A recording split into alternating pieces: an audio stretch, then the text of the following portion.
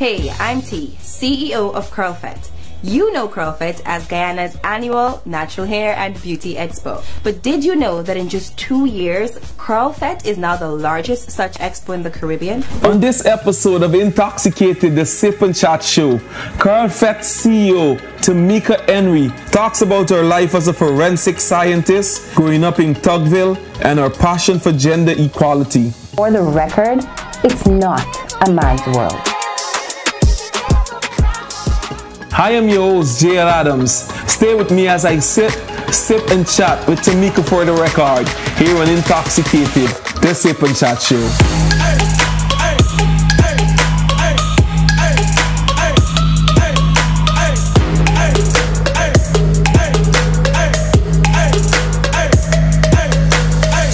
It's Tamika Henry, aka your girl T, the hostess with the mostest from For the Record. You're tuned to Intoxicated, and remember, guys, always drink responsibly. Welcome. Thank you. Finally.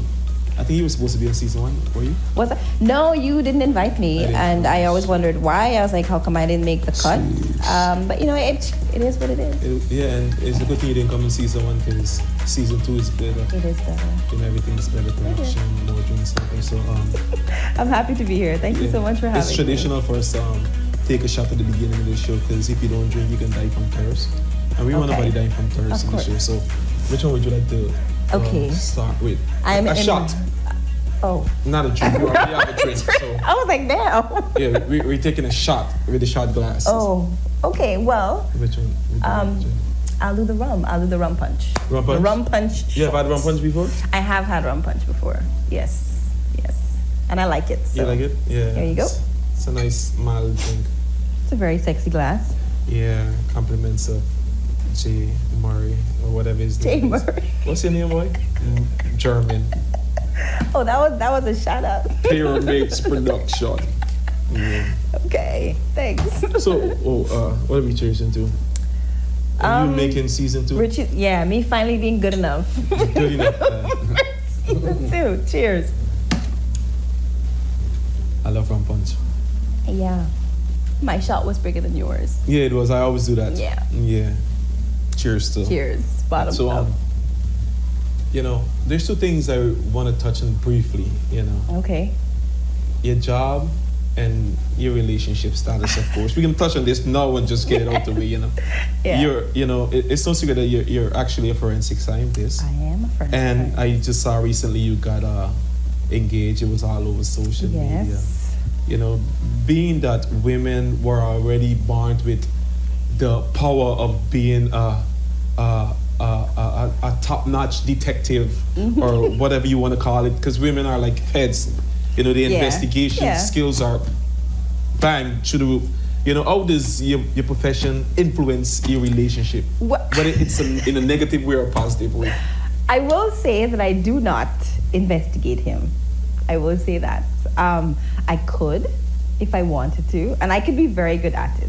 Okay. So I will put that out there. But for now, he hasn't given me any reason to investigate. But if he did, I'm pretty sure I could get to the bottom of whatever was happening. You think he's like nervous? Yeah, I think he's scared. I mean, honestly. I mean, I would be afraid of it too. You know, being with somebody like me, it's tricky. I have access to a lot of information. I'm really good with details. It's hard to keep a secret from me. But, you know, honestly, I think if people wanted to, they really could. They could. Really could. But he's, you know. He's good. So shout out to him. Shout out to the boo. Congrats on that big movie. Thank you. When you guys set a date? No, we have not set a date, and it's really sad because we've both been so busy. Okay. Like we really haven't had a chance to like sit down and pick a date. We have an idea of the month, but I'm not gonna say it because it's gonna be a very small wedding. Definitely. And I don't want like the whole world crashing it. So, but marriage is a beautiful thing. So you know, you guys have my support with that when it comes to that, my blessings and whatever. You know. Thank you. I thought you was gonna bring him, but anyway, that's another story. So where did you actually grow up? I grew up in Tugville, represent. I always do that because it's like the one thuggish bone in me. It's the one bit of gangster that I have. Tugville? Tugville, that's where my gangster comes from because, you know, I'm gangster. Yeah, Tugville is a pretty rough place. I actually lived in in Tuckville for a few years, right here next to Turning Point. Oh, get up on court. Yeah, there's like a Pretty Posse Taxi service. Yeah, exactly. And then there's like a Blue and White House right here. I actually lived there for a couple. There was a really good Chinese restaurant on that same corner that used to sell Chinese food in like the paper bag where like the oil leaks through. That was mad long. That was like in the 90s. Oh my God, but yeah, I did. Paper bag Chinese food. 180. Veggie. Yeah. Once you get it in the paper bag, you know it's gonna meat. You know it's gonna meat. Yes. You know that you're broke and you're hungry. Yeah, and it's real good though, honestly. Yeah, I miss paper bags. There's actually a restaurant like when you're going up to Burbee's that still does it. Oh really? And you get meat in it and everything. Oh wow. Yeah. As a foodie, I should know that. It's in Golden Grove or Victoria, one of those places. Okay. Yeah. So what are some of the schools you would have attended? So I went to Tuckville Primary first, up to like primary 2. And then in primary 3, my parents moved me to Stella Maris. And so that's where I wrote Common Entrance. Okay. And then from there, I went to QC, Queen's College. QC? Yes. What are some of your favorite memories from going to QC, man? Because we've heard so many things about QC. Listen, don't be a QC hater. I'm not. I went to tutorial. Okay. Nothing wrong with that. Like 2 minutes away from QC. It is. And in any case, we used to stray during the avenue anyway. Like all the Wolford Avenue schools used to like chill anyway. So, my favorite thing about QC is that QC in my time, they always push you to try like different things. Okay. Like you couldn't just be book smart. You had to do sports. You had to do like different clubs. They had Rotary Club, Bible Club, all these different things. We used to play cards. We used to like rap battle. Not me. I was a nerd. But so what else were you, involved in? I used to do javelin. Javelin? What is javelin? With the pole with and the pole and show? Yeah, I used to. I never knew people in Guyana did javelin. We did javelin. We had like all just these. Javelin? Okay, don't be judgy. What about soccer? Did you play football? No, I did not. Cricket? No, I did play cricket. I played cricket up to like third form. Okay. I wasn't like really good at it, and I did like a little bit of track. I did like the 400, but I'm asthmatic, so what I can't did you do? Did you like, bowl bat? What were you all-rounder. All-rounder. Car looper. Yeah, So what about did you grow up with any siblings? I did. I come from a very, very, very, very big family. My mom was married before she married to my dad. My dad was also married before he married my mom. Mm-hmm. So mom had 4 kids from the previous marriage. Okay. Dad had 4 kids, and then I'm like the one in the middle. But I grew up with my mom's kids. So we had a very big family in a very small house, and so it was a lot of conflicts. But we're good. I'm still very much close to my siblings today. It's no secret that just like I'm from East Rhinebelt, and there's a stigma that's attached to East Rhinebelt. People think it's the ghetto and stuff. Yeah. And I think there's also a stigma that's attached to Tuckville. What do you think, residents like yourself or even past residents, I don't know if you're still living there, what do you think you guys need to do to basically remove that kind of stigma that's attached to, the your neighborhood? Community? Yeah. I think first of all, as individuals, each time one of us is successful, it helps with the stigma. So if you continue to do good as an individual, and then you always say where you come from, like I always say that I grew up in Tuckville. Okay. To me, it represents the neighborhood. And apart from that, I think we do need to go back into the communities and help the youth and inspire them, give them advice, be mentors and role models. I think that's probably how we can help. I haven't done that a lot myself. Before you even ask that question, specifically in Tuckville, but I try to mentor women in general. So that's more my thing. Okay. Yes. So what is like one of the things that you're most proud of when it comes to Tuckville? Whenever people talks about Tuckville, and you gotta put in your 2 cents. What is the one thing you're always boasting and bragging about? I don't know if this is a good thing or a bad thing, but when I used to live in Tuckville, like you couldn't come in Tuckville and thief. Like you could not. If you come in Tuckville and try to thief, the people would not let you go. Like we all had this sense of community and this like, you ain't coming out. Thing. You ain't coming out. But people in Tuckville just use a thief in Tuckville. No. There was no thief in it all. No. Like you just had to be real brave to even try it, because in Tuckville we had a very good sense of community. And the church was also very active in the community. So like everybody knew everybody. I used to line in the street late at night. Used to play like Gigolo and On Your Carpet, and I'm saying midnight. So it was nice. Okay. So I think it's time for our next shot. Which one would you like to try now? I mean, whilst we're conversing, you can actually drink and you can talk. In you know, you between. haven't taken a sip of your cherry brandy at all. So you want me to mix my spirits? No. We're gonna take a shot, and when we get to the next segment, you could pick your glass up and you can drink. Okay. So, you know, which one would you like to try now? We can do the coconut rum. Coconut rum? Let's keep in the rum family. Yeah, this is actually my favorite rum. Really? It's so good. It's really This good. is my favorite rum. This is like the best thing that's ever happened. And we'll do half. Half? Yeah, definitely. Yeah. I have to drive. Oh, okay, great. Thank you.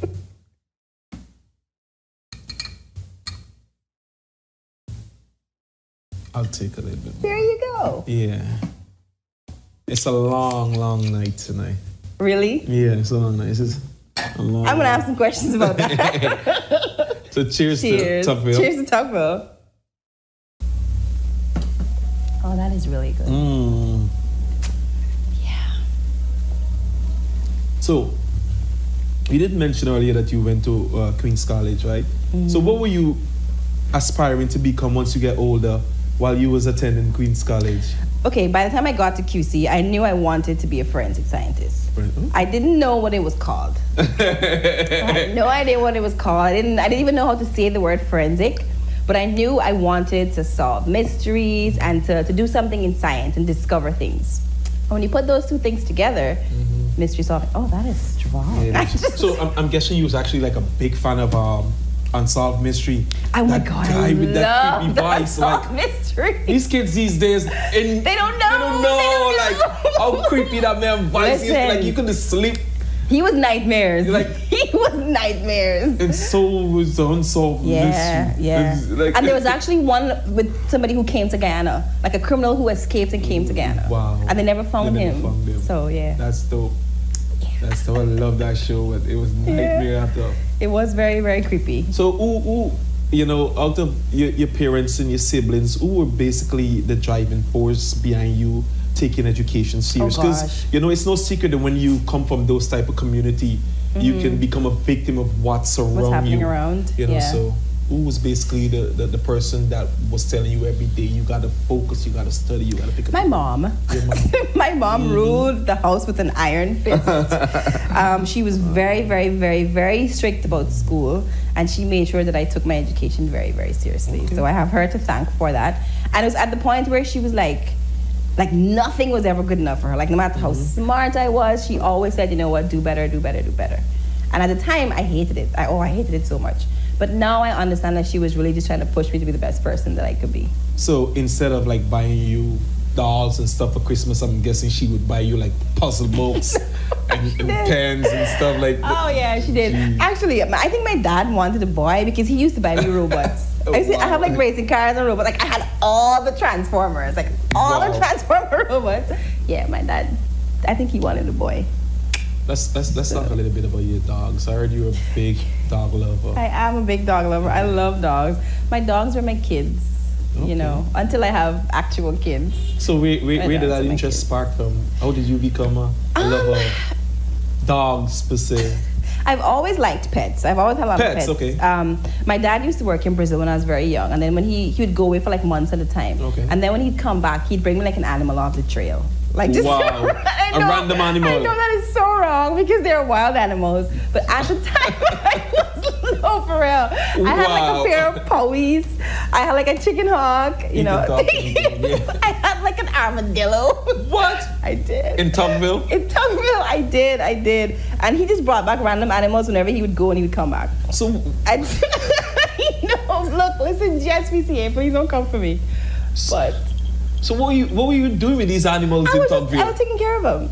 I was a weird kid. I was well known, but I had like a lot of alone time. Okay. And so I was like, me and my pets used to like chill and, you know, not in a weird way, but just he's like, I'm judging you right now. And then eventually we just had a bunch of dogs. Like at one point I had like 12 dogs. 12 dogs. Growing up, and yeah. Okay. What types of dogs? A lot of them are rice eaters. Rice eaters. A lot of them are rice eaters. And then I had three pit bulls. Pit bull? Yeah. I'm so scared of pit bulls. Really? Yeah, I'm scared. Like I would never want to have a pit bull. You know, let me see. Have you been bitten by a dog before? No. Okay. I grew up with a lot of dogs. You know, my grandma, she loves dogs, and I can remember one night, you know, we was having dinner, and you know, you would sit on the floor and eat, and as a child you would go on in the table and all that and eat, and I went on in the table because I think my aunt had just finished cooking fried rice, and I was like, oh, my favorite food. Yeah. So I took my food and ate it on the table, you know, and came out back to get some water. When it went on the table, guess what was happening? The dog was eating my Yeah. Oh, yeah. Then I was like, I don't like dogs. I don't like dogs. No. Dogs are loving. Yeah. You know, man's best friend, so.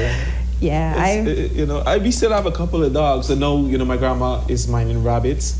Oh. Yeah, so I guess I'm a fan of rabbits now. I've never had a rabbit. You've never had a rabbit? No. I don't think I've ever had a rabbit. No, I haven't. You can even have one of them. You have to have them in a pair. Oh, really? Because they get lonely? They get lonely and they wow. be depressed and die and stuff. But whenever you get a pair, it begins to multiply, and then before that's what I've heard. 2-3 dozen, like within 2 weeks. When you do that? It's crazy how, you know. Yeah. So how many pets do you have right now? Right now I have 2. I have 2 dogs right now. What type? One dog actually came from Adrian's dog, my boyfriend, my fiance's dog. And so I have one from him. And then my sister had a dog. Okay. And so she left him in my care. So I'm looking after that. What kind of dog? One is a wire hair, and the other one is just a regular mongrel. I have no idea what a wire hair is. Okay, well, it's just like, it has like really, really stringy hair. Her name is Frizzle. She's named after the Magic School Bus, Miss Frizzle, the teacher. The teacher. Do you know Miss Frizzle? Yeah, definitely. Kids these days don't know who Miss Frizzle is. They don't know who the Magic School Bus is. Yeah. They don't know.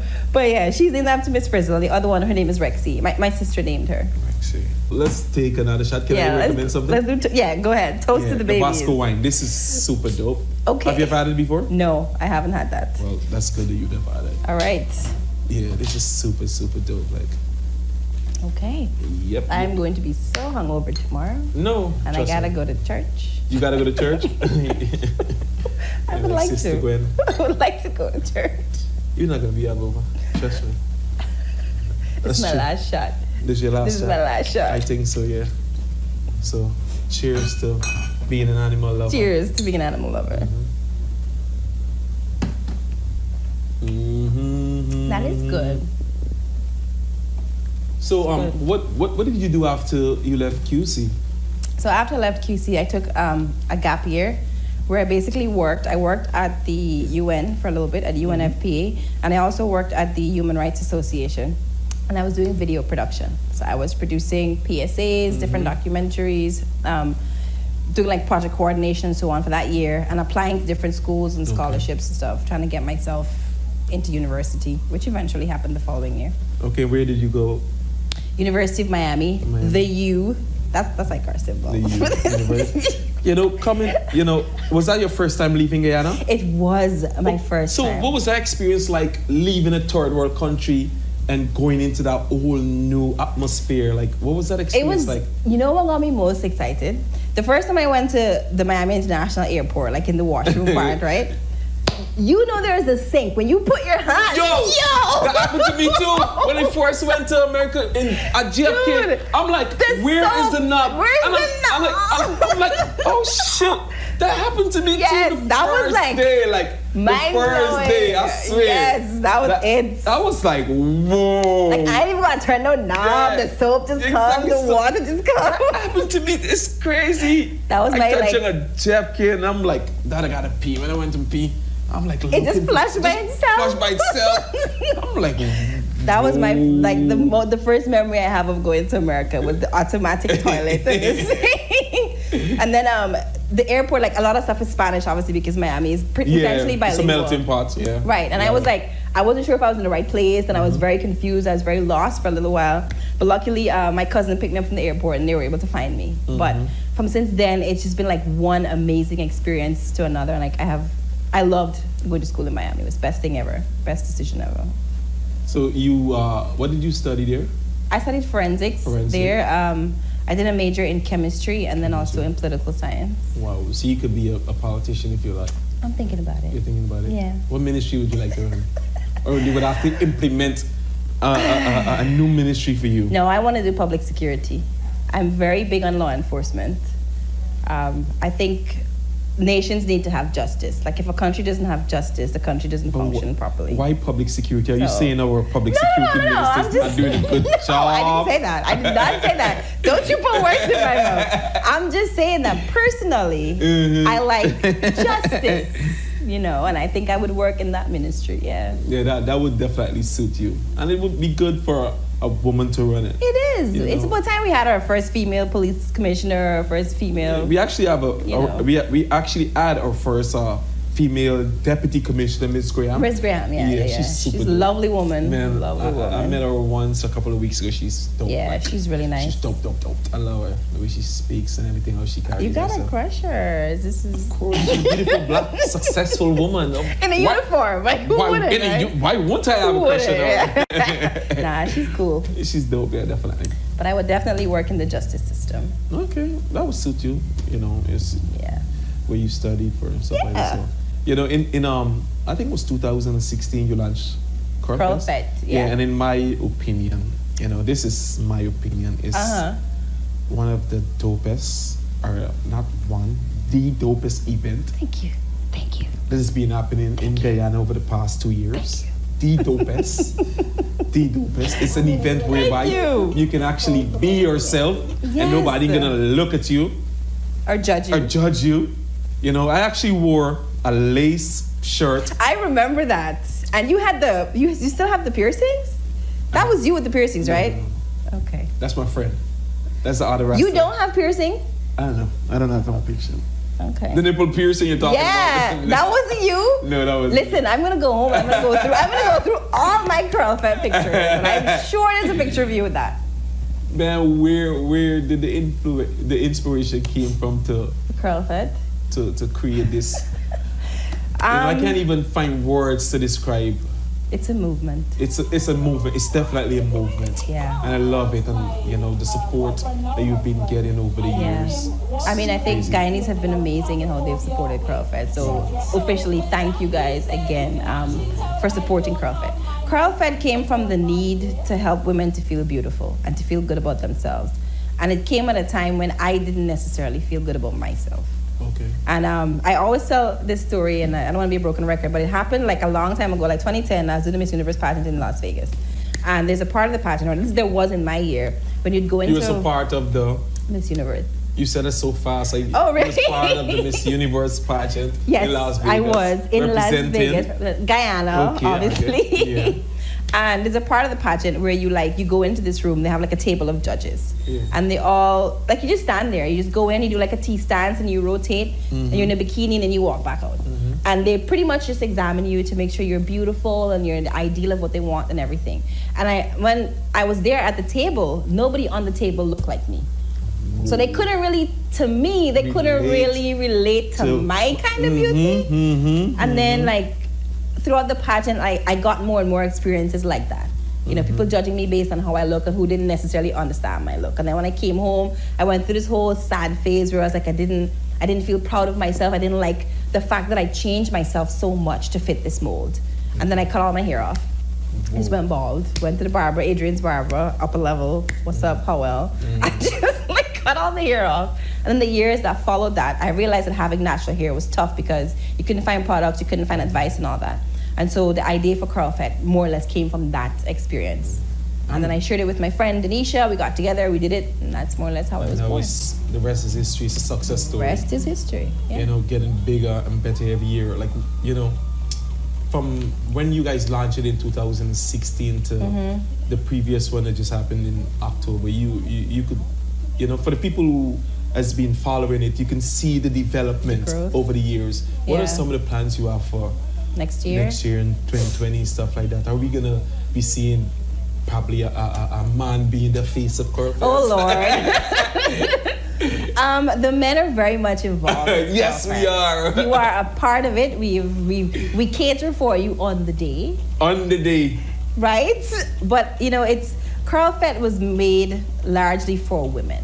Because we need to catch up with you guys in terms of getting the respect that we deserve, feeling confident, not having to change how we look to please anybody.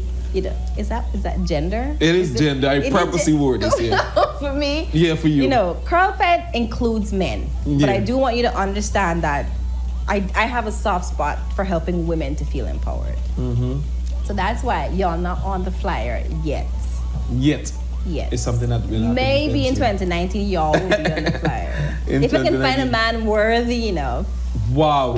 We were naturally here. Come on, man. Yeah, but you see, the thing is, y'all don't feel that pressure to relax your hair. That's the thing. Y'all don't have that issue. Some guys wear perm, man. They do, but they don't have to. Nobody's be like, no, man, straighten your hair, or else you're not a real man. You know what I think you guys should add to Curfest? A kissing booth. A kissing booth? Will you be in the booth? I would be in the booth. Okay, we'll do that. I would. I'm always like, why are these people adding a kissing booth? Like, so you just want to kiss people randomly? I don't mind. I couldn't do that. I can count on one hand the amount of people I've kissed in my life. I could count on one hand too. No, you can't. No, that's seriously. Not if you want to do a kissing booth. No, but I can count on one hand the amount of people I've kissed. Really? That's a fact. People who know me knows that I don't kiss. Go around kissing? I don't. Like, kissing is so intimate. It is like, so intimate. Kissing is intimate. That's something I take pride in. Yeah, but it is. I will be a good sport and do it just for the event. But when it comes to going around and dating and you don't just like give your kisses away. Yeah. If I had 200 women in my life, I probably kissed about 4 or 5 of them, including my wife, my ex-wife. Okay. You know, but kissing is intimate to me because your mouth is like, and all the juices, and you're breathing the same air and your eye contact. It's crazy. Yeah, no, it's very intimate. It's crazy. So you guys you're gonna think I'll consider it. You're gonna think about the kissing booth. You're gonna think about making a man the face of Curfest. Not making him the face, but I could put a man in the flyer if I find again a man. We got Blaze Antonio. Is a good. He does have. He very got good nice hair. We got Jason Sherland. Yeah, he has nice hair as well. Yeah, come on. So you're really trying hard for them. I respect you. Yeah, you should, cause you know, I support Curfest. I'm in love with Curfest. And I take things personal. When I see you guys are only basically targeting the female population and making it into a thing like it's only female are invited and stuff. No. We've never done that. We have a men den where the men come and get free haircuts. So obviously we want the men to be there. You guys don't advertise it as something that you're trying to do to attract men. If the women come, we know the men will come regardless. So we don't have to advertise to y'all because y'all can come anyway. We will. And we appreciate y'all coming. We definitely go. Honestly. We definitely go. Yeah, and this year we had an all-male panel. The celebrity panel was all-male. And let me tell you something, man. Did you want to be on that panel? What do you mean if I wanted to be on that panel? Did you want to? I don't know. I was like, I don't know if you'd want to do it. So. But I was there. You guys made my day. I heard I was going up to answer some questions. And then, I heard an announcement, could everybody report backstage for the celebrity all-male panel? I'm like, what? Is this the right panel? Jamal, you're a celebrity? Then I see Gordon Mosley. I'm like, yes, I made it. I look so I see Rock. I look so Rock. Yeah, Tony, it was casual. Brian, casual. I'm like, what? Anybody wants to hire me right now gotta give me at least 400,000 or 500,000 because you made it. You made it in life. I was sitting right there next to Garden. To my right was Corwin. Yeah. Rod. I'm like, Yeah, you guys were amazing on that panel. But it was so sharp, man. You guys got our time. You are so greedy. You are so greedy. Time, like. Curl Fete is a we shine. Y'all had like 20 minutes. 15. 20. Y'all had like 20 minutes. 15. It's a packed day. We have a lot of activities. Yeah, it was. As I said earlier, it's dope as event. Like I was there in my lace shirt. And I remember you the first year with your rainbow dress. With my rainbow hair. And even though it was something new, nobody judged me there. Everybody was loving it. And then the next year, everybody came in rainbow hair. Just copped your style. Everybody came. I'm like, oh, gee, but it was dope. I'm like, that's good. I'm so happy to hear that. Curl Fete means the world to me and my team. Yeah, so we're so happy that you guys, you guys are doing a phenomenal job. So just keep at it and just stay focused. It's just gonna get bigger and better. Trust me. Because from 2020 when the lights start pumping and more people start coming in. I'm about to have an oil well at Curl Fete. You're gonna see, man. You're gonna see the amount of people it's gonna attract us. It's a big thing. Like events like those are big things in I want to be like as big as Coachella. So you're planning on bringing in some artists and stuff like that? You might. I was supposed to ask you guys had 2 Indian guys that was... They're so dope though. Man, I didn't even know Guyana got the talent. John beatbox, they were so good. They stole the entire show. Twin brothers. They stole the show. Yeah, those guys were real good. Guyana got real talent, man. We do. And that's why I started Intoxicated. To help promote some of those talents. Yeah. Let's talk. And you're doing a great job with this. Thank you. Let's talk for the record, man. Yes, for the record. For people who may not know, tell us a little bit about For the Record and what it represents in your own words. So For the Record is a female empowerment radio talk show. Basically, woman is boss, all female topics, all female music, all female interviews, and all female opinions. For those 2 hours, we are in charge, and we need that space in the media. We need those positive female messages out there in the media. And so that's why I started For the Record. Okay, and it's doing really good. I think you guys actually just had your first male guest. Well, did that happen? No, it didn't happen. No, he had an inconvenience that prevented him from coming. Well, that's good. It's probably for the best. Yeah, you shouldn't have any male guests. You shouldn't have any male guests. The only male guest you should have is you. Me. I'll consider it. Because I'm every woman. Yes, but the show is about setting the record straight on things that affect women or issues. My favorite segment is a segment called Vagina Chronicles. Can I say vagina? You can say anything. It's okay, because I was going to say it's YouTube. You can say whatever you want. Anything you can say. Vagina Chronicles. Tell us a little bit about So Vagina Chronicles is a segment. Vagina Chronicles. Yeah, so we talk about the vajayjay, you know. I give information on how to keep her healthy and happy. And yeah. Use a lot of saliva. It's not a myth. Pineapple helps. Use a lot of spit. No, it's not all sexual. It's also about like the health. Okay. Like, you know, knowing when your period blood has the wrong color or what color your hair should be, like that kind of stuff, and like what kind of products to use. And the VJJ? Yes, your hair and the VJJ. That the color changes? It does change. And what happens when the color changes? You're like so into this. No, I want to know. If I see a VJJ with brown hair or gray, I need to know what I'm getting into. Like, come on, let me know. Some people diet for style. Like you've seen a landing strip before, so like don't give me your personal business. Wow. But you know, sometimes it could be a sign of poor health, or it could be a sign of good health. Sometimes whenever it changed from black to whatever, it's not always black though. Like sometimes you could have brown hair here, even though your hair in your head is black. Wow. So it could be different. And so it's really just knowing your body and understanding your body and recognizing when something changes. And, you know, going to your gynecologist on time. So those kinds of topics are covered by the segment. Because women don't have access to that readily in the media in Guyana. So I wanted to do that. And it's no secret that you guys are doing really, really good. You know, mad views and stuff like that. Could we expect a For the Record TV show or even a podcast? Yes. One of the reasons why I do radio is because nobody sees me on the radio, and I love being behind the scenes. I go to work in whatever I want to wear, no makeup, nothing, and it's real chill. But I think in 2018, 2019, and in the future, visuals are very important. It is important currently. It is. It's currently important. Yeah. I'm at like to YouTube or not to YouTube. That's where I'm at right now with it. So what would you change? You know, would you still have the same concept? Yeah, I would. I would have the same concept. Would you make it more gender neutral? No, it is for women. It is for women. Everything you do is for women. Not everything. Most of the things. Forensics is gender unbiased. You know, I treat men and women fairly in forensics. So you guys have your place there. Off topic. Do you think the Guyanese society, when it comes to the judicial system, you know, gender fair, what's the other one? Child care, social protection. Do you think those entities are gender neutral? I think those entities should be gender neutral. I don't know. No. Do you think they are? Because I'm sure you would have had experience with them. No, I haven't had experience with them. No, I've never, thank God, I personally have not been in a domestic dispute. My parents have been, and honestly, at the time when they were, the system was biased towards the men. Yeah, definitely. But I don't know what's happening today. It's biased towards But I think it should be gender neutral. Okay. Men should be able to report abuse. It's not gender neutral. Whatever you're going to report abuse. Do you want me to hold your hand and tell the story right now? Do you need a moment? Because I feel like you want to get it off your chest. Definitely, I do. I always do.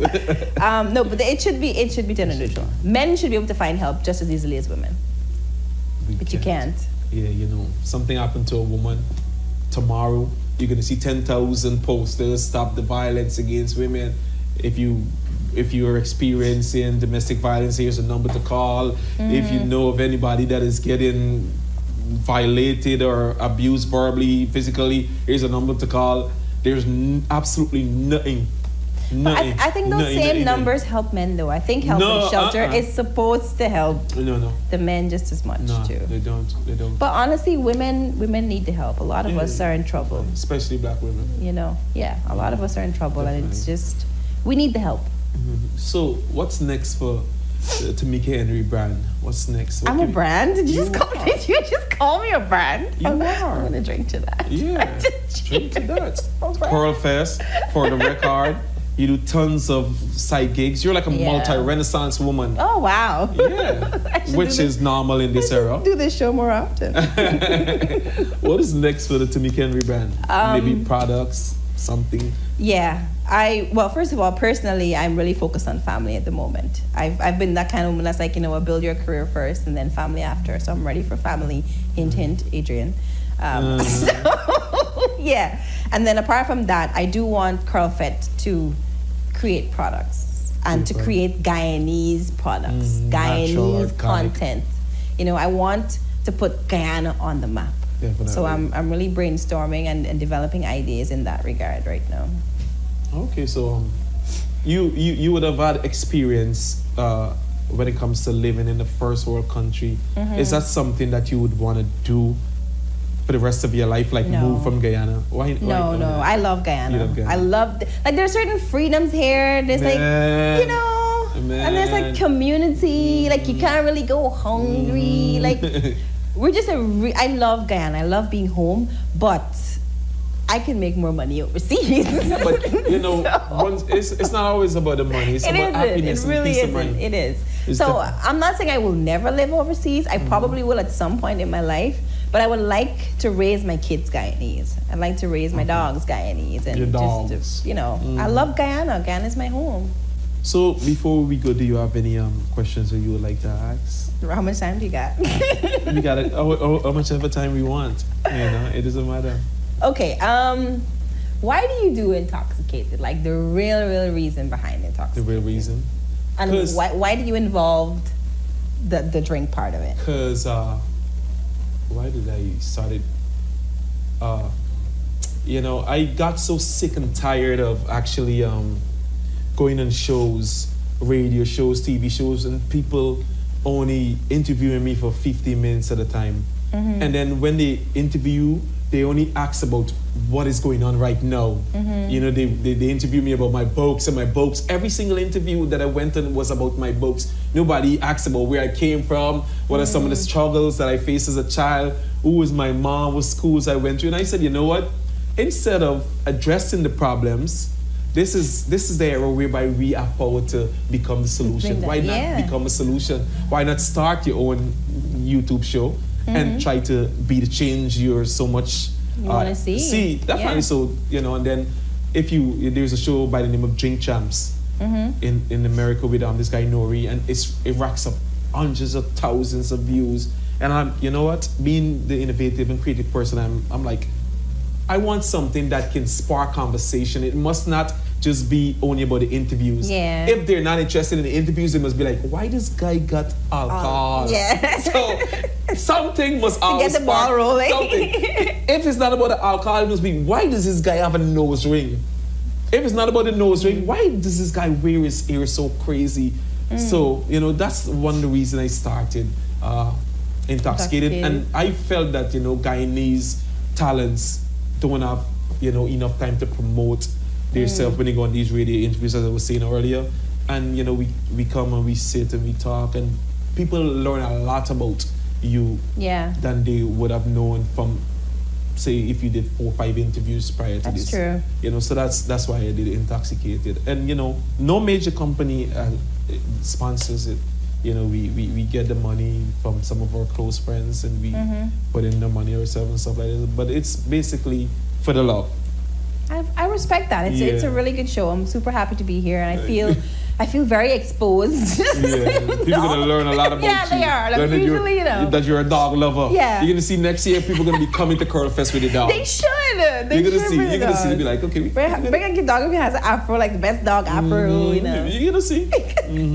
No, but it was a pleasure being here. I really enjoyed this interview. All right. So is there any of your friends that you would want to nominate to have this Intoxicated experience? There is this girl though that does a lot of good charity work, Marva Langevine. She's a good person to have here.